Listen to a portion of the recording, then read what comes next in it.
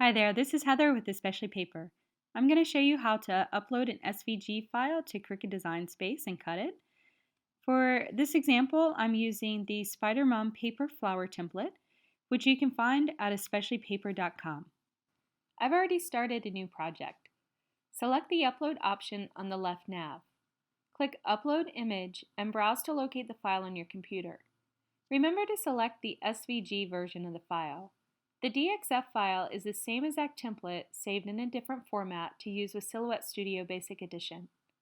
Once the file has loaded, click Save in the bottom right and the pattern will show up under your recently uploaded images. Select the Spider Mom and choose Insert Images.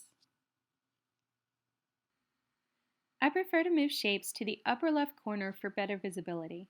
I'm also zooming out to 75% so we can see the entire template at once. You can go from here to Make It, and Cricut will automatically lay out the pieces, but I don't think it does a very good job of efficiently using the paper. So I often lay out the images on the canvas the way I'd like them to be cut and attach the pieces for each sheet. I've actually already laid out the Spider Mom template to fit perfectly on 8.5 by 11 sheets. To take advantage of that, right-click and select on Group so that you can access the individual pieces.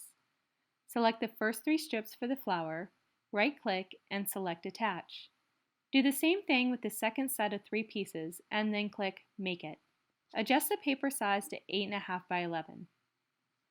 Since the pieces are attached in the way we want them to lay out, it will stay that way on the cutting mat. I'm using a 65-pound cardstock, so I've chosen 60 pound for the material, and then selected more for the pressure, just to make sure everything cuts cleanly. My machine took approximately 15 minutes to cut both pages. If you'd like to learn more about the Spider Mom template, you can find the template and tutorial at especiallypaper.com.